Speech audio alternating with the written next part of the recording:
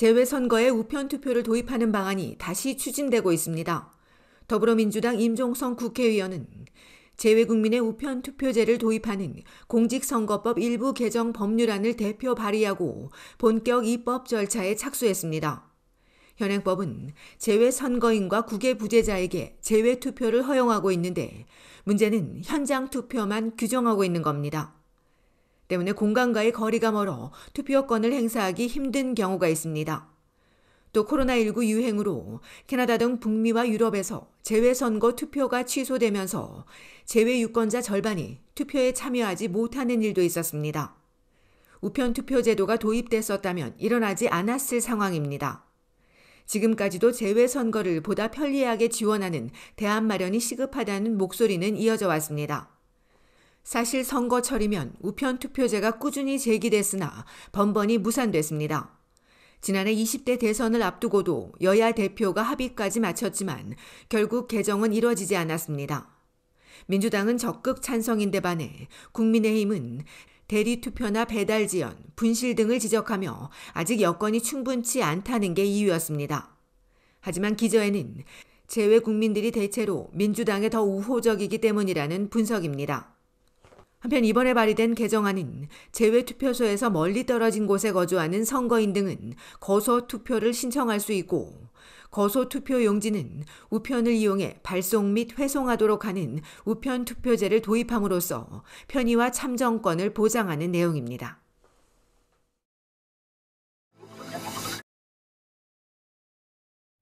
코로나19 팬데믹 2년인 2021년 캐나다 전국에서 인종과 종교, 성적 취향을 겨냥한 증오 범죄가 급증한 것으로 나타났습니다.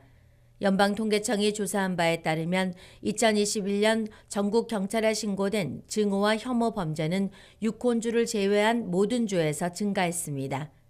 이 기간 전국에서 3,360건의 증오 범죄가 신고돼 한 해 전 35% 급증한 데 이어 27% 또 증가했습니다. 코로나 팬데믹 기간 중 2년 연속 증가세가 이어진 겁니다. 범죄 유형별로 보면 종교 관련 67%, 성적 취향이 63% 급증했으며 인종 관련 신고도 6% 늘었습니다. 이 중에서 동아시아인과 동남아시아인을 겨냥한 인종차별적 증오 범죄는 305건으로 전년보다 16% 늘었으며 특히 2019년과 비교해서는 무려 4배나 폭증했습니다.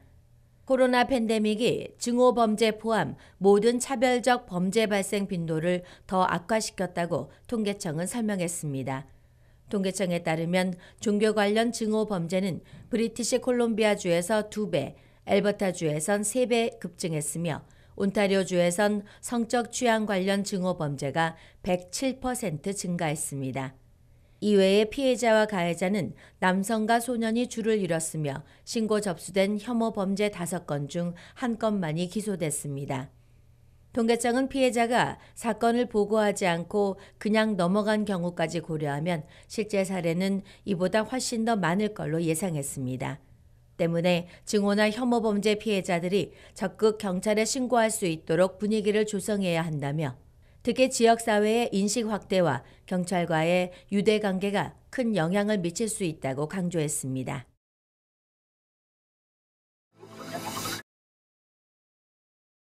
역대 가장 많은 인구가 늘면서 캐나다의 총 인구가 4천만 명에 육박하고 있습니다. 지난 한 해에만 105만 명이 증가하며 주요 7개국 중에서 가장 빠른 증가세를 보였습니다. 덕분에 현재 총 인구는 3,957만 명입니다. 내국인 출생도 소폭 늘었지만 96%는 이민과 임시 거주 등으로 급증한 외국인 덕분입니다. 연방자유당 정부는 2015년 집권 이후 인구 고령화 대안으로 이민 유입을 크게 늘렸습니다. 그렇게 지난해에만 43만 7천여 명의 이민자가 정착했고 임시 취업이나 거주, 유학생 등 비영주권자도 60만여 명을 받아들였습니다. 또 우크라이나와 아프가니스탄, 튀르키예, 시리아 국민도 적극 수용했습니다. 이들 외국인들은 캐나다 고용시장 성장의 원동력입니다.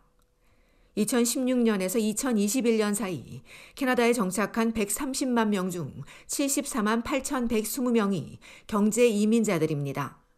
덕분에 부족한 노동 인력을 채우고 있고 앞으로도 기술이나 경험 있는 이민자를 적극 수용할 예정인데 이들을 뒷받침할 기반은 여전히 부족한 실정입니다.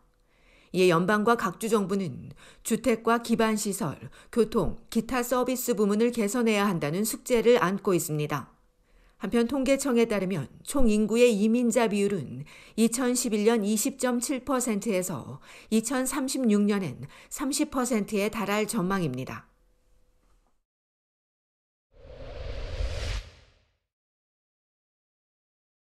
올여름 온타리오주는 예년보다 기온이 더 높고 비 내리는 날이 많아 무덥고 습할 것이란 예보가 나왔습니다. 기상예측 전문기관인 파머스 알마낙에 따르면 7월 중순부터 기온이 크게 오르며 건조한 날씨가 이어지다 7월 말부터는 완연한 여름 날씨에 접어들며 5대5를 중심으로 비가 자주 내리고 습기가 많은 날이 이어질 전망입니다. 또 6월 중순과 7, 8월, 9월 초까지 산발적인 내우와 폭우가 예상되며 9월 말쯤 폭풍우가 몰아친 뒤 기온이 차츰 떨어질 전망입니다. 연방환경성은 기후변화로 인해 지난 20년 동안 전국의 여름 기온이 계속 상승해 왔다며 올여름엔 온주뿐만 아니라 캐나다 전역이 예년보다 무더울 것이라고 예상했습니다.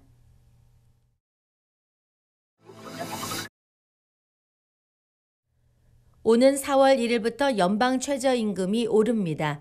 연방정부는 물가 상승률을 반영해 현재 시간당 15불 55센트인 최저임금을 다음 달 1일부터 16불 65센트로 인상한다고 밝혔습니다. 연방 최저임금은 은행과 우편공사, 철도, 해운업, 통신 및 라디오와 방송사 등 연방 규제를 받는 기업의 근로자에게 적용됩니다.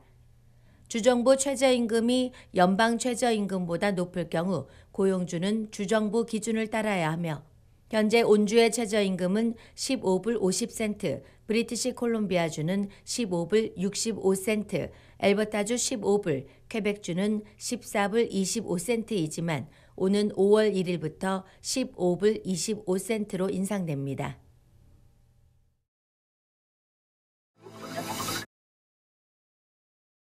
한카자선재단은 최근 원주민 학생들을 위한 장학금 프로그램 개설을 위해 워털루 대학교 레니슨 컬리지에 6,000달러를 기부했습니다. 신설된 장학금은 대학 내 원주민 학생들이 경제적, 사회적 한계를 극복하고 대학 교육을 이어나갈 수 있도록 하기 위한 프로그램으로 레니슨 컬리지 내의 진실과 화해위원회와의 긴밀한 협력을 통해 진행됐습니다. 레니슨 컬리지의 코트 이건 디렉터는 캐나다의 미래에 보탬이 되는 매우 모범적인 일이라며 재단에 감사를 전했습니다.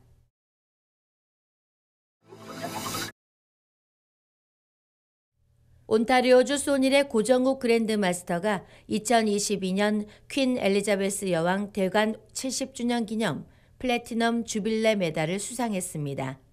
플래티넘 주빌레 메달은 시민을 위해 헌신 봉사하며 지역사회와 국가 발전에 탁월한 공헌을 인정받은 자에게 수여되는 것으로 고관장은 윌로우데일 지역에서 선정된 10명 중 유일한 한국인입니다.